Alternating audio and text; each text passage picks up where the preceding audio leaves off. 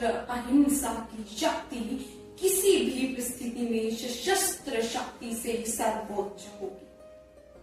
आंख के बदले आंख पूरे विश्व को अंधा कर देगी। अहिंसा कायरता की आड़ नहीं, बल्कि अहिंसा वीर व्यक्ति का सर्वोच्च गुण है। सादर नमन। जय जीत। मैं भारत की बेटी हरियाणा से जीत कोमल आज आप सभी के समक्ष एक विचारधारा के साथ प्रस्तुत हूँ। इसे काल की विचित्र विडंबना कहीं या काल चक्र की नियति। समय के साथ अपने ही घर में जिनके विरोध में स्वरमुखर होते जा रहे हैं, दुनिया में उनकी दीवानगी तेजी से बढ़ती जा रही है। गलाकाट प्रतिस्पर्धा और पड़ोसी को बर्बाद करने की कुचेष्टा के परिणाम स्वरूप आज दुनिया बारूद के ढेर पर खड़ी है, लेकिन वहां भी सभी इन्हीं के दर्शन में समाधान ढूंढ रहे हैं। जहां जहां बीमारी, भूखमरी, लाचारी और अत्याचार जैसी विडंबनाएं हैं, वहां वहां सभी इन्हीं के स्वावलंबन के सूत्र में हल ढूंढ रहे हैं। जी हाँ, जिन्हें शायद राजनीतिक कारणों से विरोध किया जा सकता है, लेकिन मानव कल्याण के विचार मार्ग में जिनका विरोध कर पाने का साहस पिछली एक सदी से कोई नहीं कर पाया, शायद अभी तक आप समझ चुकी हैं। मैं बात कर रही हूँ 1869 की 2 अक्टूबर को भारत की पावन धरा पोरबंदर में जन्मे साधारण से बालक मोहन से बने महात्मा जी, देश के बापू और दुनिया के ज्योतिपुंज के बारे में 7 मिनट में सब कुछ कह देने का सामर्थ्य मुझ में नहीं, और 150 वर्षों से शायद ही किसी में रहा हो। दरअसल गांधी जी का आगमन ऐसे दौर में होता है जब भारत गरीबी, ऊंच नीच, धर्म, हीन भावना और कुंठा में सर से पांव तक जकड़ा हुआ था। जी हाँ, ऐसी विषम परिस्थितियों में दक्षिण अफ्रीका के एक सबक से क्रांतिकारी युवा बैरिस्टर ने सत्य और अहिंसा के पाठ को अपनाया और पद चिन्हों पर चलना शुरू किया। ईंट का जवाब पत्थर से देने के दौर में ऐसा कह देना कि कोई एक गाल पर मारे तो दूसरे गाल को आगे कर लो, मुझे किसी भी प्रकार के साहस से कम नजर नहीं आता।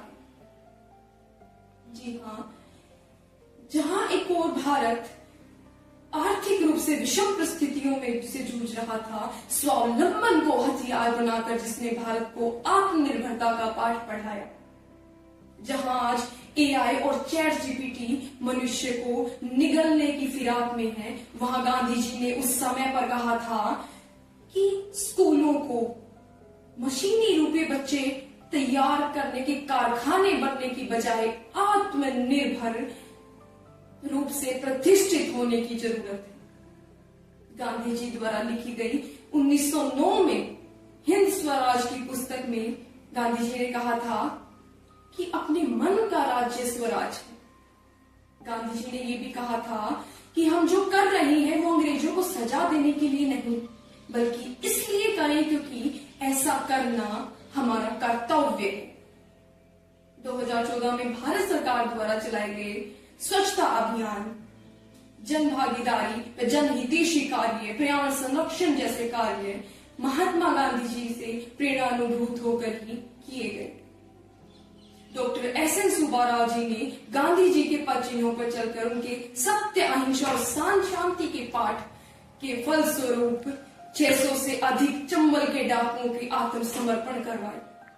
2009 में जब पूर्व राष्ट्रपति बराक ओबामा जी एक स्कूल दौरे पर थे और एक 9वीं कक्षा के छात्र ने उनसे पूछा कि अगर आपको किसी भी मृत या जीवित व्यक्ति के साथ डिनर पर जाने का मौका मिले तो वह व्यक्ति कौन होंगे, बराक ओबामा ने झट से उत्तर दिया कि गांधी जी के सिवाय वह कोई नहीं हो सकते, क्योंकि वह मेरे हीरो हैं।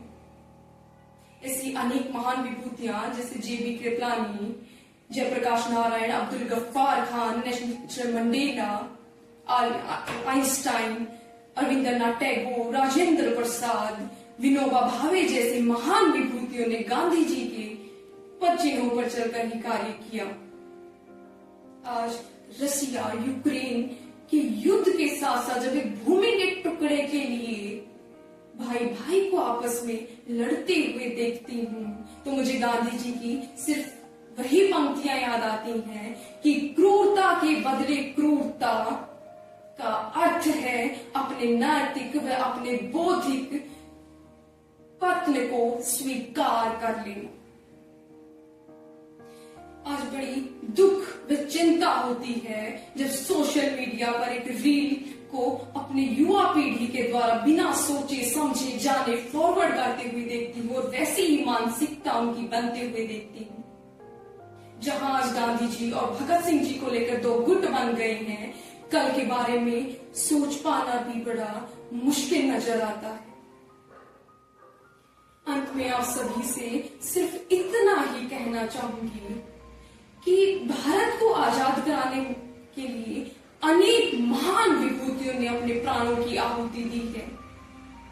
वो सभी महान व्यक्ति विचार नहीं बल्कि विचारधारा थे। इसलिए आप सभी से मेरा नम्र निवेदन है, विशेषकर मेरी आज की युवा पीढ़ी से मेरा नम्र निवेदन रहेगा कि आप सभी कम से कम एक बार गांधी जी व अन्य विचारधाराओं को पढ़ें, जानें, समझें, सोचें और फिर बिना तर्क वितर्क के उनको अपने जीवन में धारण करें, क्योंकि गांधी जी कहकर गए हैं कि आप वो बदलाव बनो जो आप दुनिया में देखना चाहते हो। जय हिंद, जय भारत।